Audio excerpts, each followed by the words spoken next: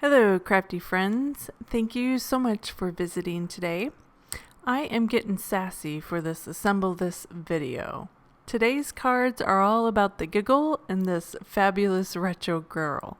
I pulled out a lot of stamps and some stencils to help inspire you to use this stamp set today. I am featuring the June 2022 sentiment kit from Unity Stamp Company. Just check out all the sassy sentiments in this kit and that stylish vintage girl. It's all about the Kraft black and gold today. I have my images pre-stamped on some Nina Desert Storm cardstock. And of course I pulled out my favorite dies, the scallops and rectangle dies, to do some die cutting as well. I have some Kraft cardstock in my original Misty, and I'm stamping up this bloomy background. I just love the floral. It kind of was retro-y, vintagey, kind of matched the feel of that girl. So I'm just doing some stamping for a full background of that. And then I trimmed down the girl into a 2-inch strip.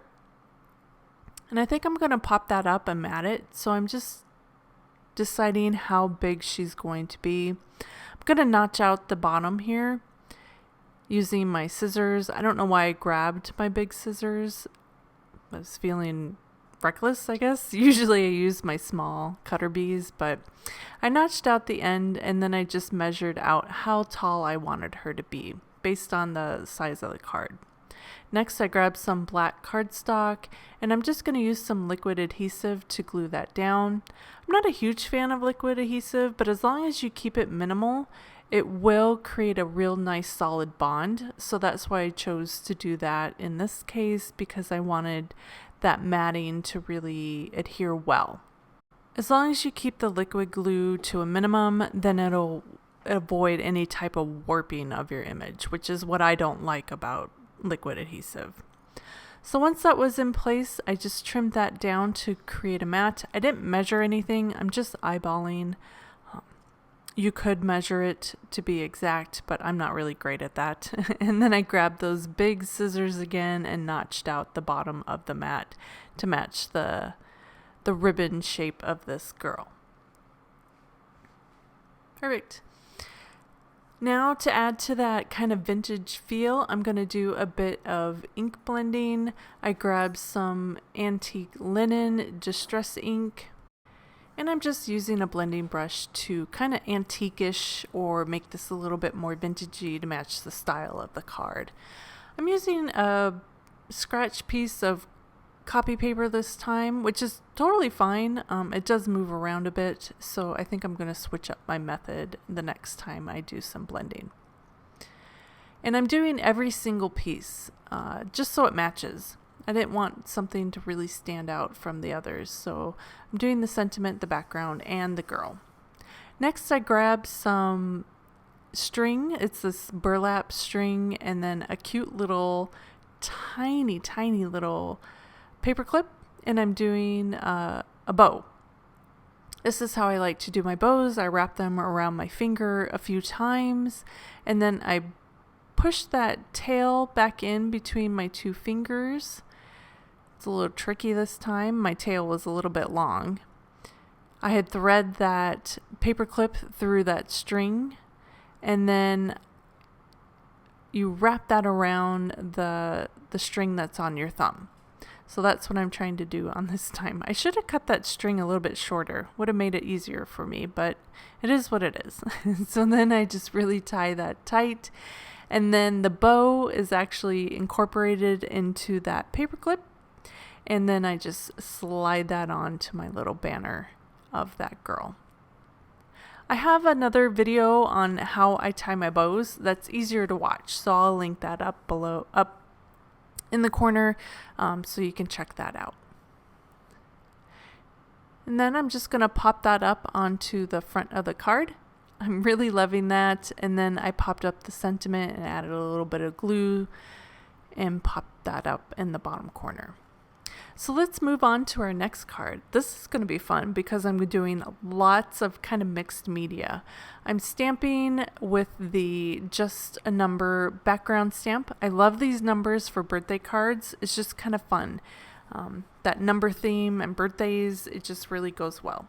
So I'm stamping that with that antique linen distress ink and just pushing that around the card. I'm not even using a block or a MISTI. I'm just pushing that down onto the areas of the background that I want. And then next I grabbed this bubble stencil from Tim Holtz. I love the shape of this. I just feel it's matching the style of the card. It's very vintagey, very glitzy. So I've had this metallics transfer gel in my stash for a very long time, and apparently it's not available anymore, but there are lots of options out there for stencil butters and stencil paste. So I'll link one below. It's not this one exactly because they just don't make it anymore, which makes me sad, but it's in my stash and I'm going to use it. So if you have it in your stash, then lucky you can use it as well, but I'll put another option below. And you can use this with any type of stencil butter that you might have. And what I like to do is to place a piece of cellophane, or this is that press and seal. I do this with all my paste mediums just to make sure there's a really nice seal, and hopefully they won't dry out on me because I don't use them all that often. And next, I did grab my heat tool. What I loved is the effect of how it created an extra bubble if I got it really close. So I did that on this one. I even added that extra bubble effect. I was really just trying to kind of dry it quicker, but if you hold it close, it creates that bubble and an extra layer of texture, which is really kind of fun. I loved it. So just a bonus, something to try out. Just be careful you don't get too close that you burn it. So then I popped that up on my card front. Again, I had this scalloped mat in the black cardstock just to kind of finish the card off. For our next card, I'm using the Pop Dots background. I love this. It's so perfect for the retro kind of vintage feel. This time I pulled out my waffle flower mixed media mat, holds my paper in place, and it makes blending so much easier. Just have to be careful if you're using your full card that you don't get ink on your back panel. That's something that I tend to do. So you just got to be extra careful. Next, I just trimmed everything out. I matted that on some black cardstock, the girl, and then I'm trimming down my sentiment, notched out the edge, and then I'm matting that and notching that as well. These are my favorite scissors. These are the scissors I usually use for everything. So I don't know why I grabbed those ginormous ones for the previous panel, but it is what it is. Next, I'm just going to wrap around some Maillard's burlap string in just a regular bow at the top of this. It just adds a little bit of extra something to the card, more texture, more interest. And so that's what I did. Just wrapped it around 3 times and then created my bow. I'm going to pop that up, that panel against that Pop Dots background. Don't you just love the combo of those Pop Dots pattern and then the sentiment down in the bottom corner? To add glitz to this card, I'm going to add a few Nuvo drops in a pale gold, just kind of randomly all over the place, just to create a little extra shine and fun.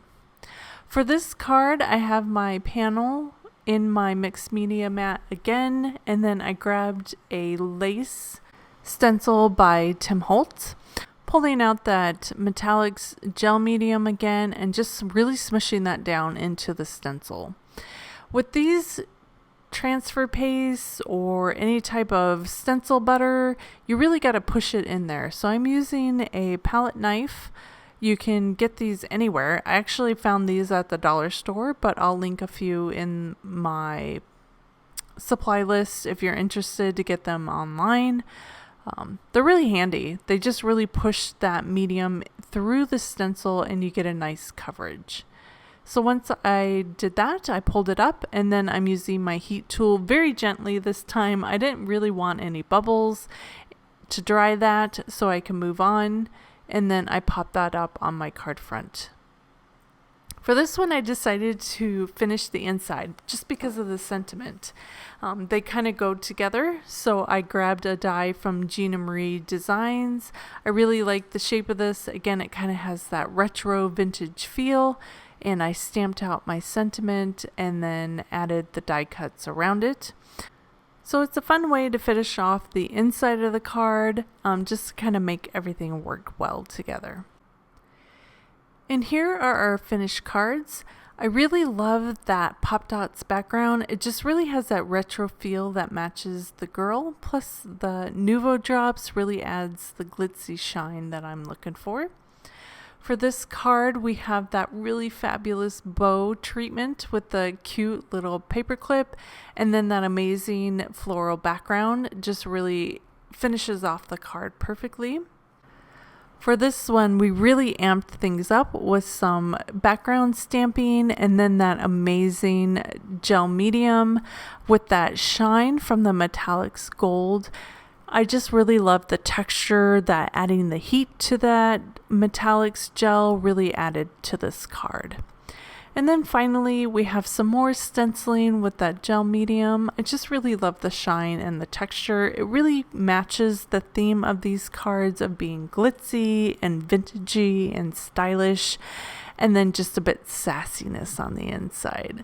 I just love how funny these sentiments are, and they're really great for sending out to anyone that really has a fun sense of humor. Thank you so much for joining me today. I'll have all the supplies linked in the description of this video on my Dollhouse Designs YouTube channel and blog. Please give it a thumbs up and subscribe if you liked it. Plus, if you have any questions or sweet comment, post below. I'll see you guys again soon for another video. Bye.